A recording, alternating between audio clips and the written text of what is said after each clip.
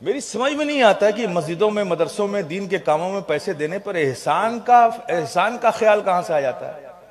इसलिए कि एहसान तो वहां पाया जाता है जहां देकर कुछ वापस ना लो, और जब देकर आपने कुछ वापस लिया तो फिर एहसान क्या। मदरसों में, मस्जिदों में पैसे आप सिर्फ इसलिए देते हो कि यहां देंगे वहां सवाब मिलेगा, तो जब दे के सवाब ले लिया तो फिर एहसान क्या। देकर वापस लिया तो सवाब क्या।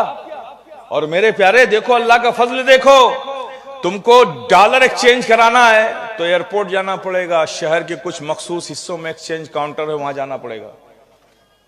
लेकिन अल्लाह का फजल देखो, अगर उस दुनिया की करेंसी सवाब को एक्सचेंज करना है ना, तो तुमको कहीं नहीं जाना, हर मोहल्ले में चले जाओ, सवाब का एक्सचेंज काउंटर मौजूद है।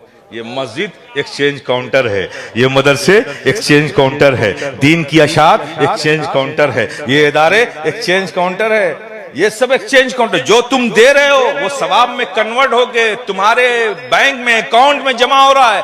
जब तुम इस दुनिया से जाओगे तो पूरी हिफाजत के साथ जितना सवाब तुमने दुनिया में कमाया वो तुमको वहां मिल जाएगा। और यहां दुनिया में एक्सचेंज करने वाले इंसान हैं, और इंसान की नीयत में बहरहाल फसाद तो है ही है। जब पैसा देते हो, डॉलर लेते हो, तो 0.3, 0.2, 0.5% की कटिंग मार देता है, वो मार ही देता है। अभी जम किया रेट इसलिए हम ये ले रहे हैं, कुछ कम देता ही नहीं देता।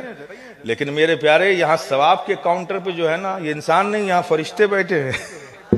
यहां कोई कटिंग नहीं होती, बल्कि यहां तो ये हाल है कि जो तुमने माल खर्च किया, सवाब उसका कन्वर्ट होकर सवाब में तब्दील होकर सवाब मिला। और अगर तुमने मुखलिस होकर, ज़ौक़ से, मोहब्बत से, शौक से रज़ाए इलाही का जज्बा रख के दिया तो इस पर बोनस भी मिलता।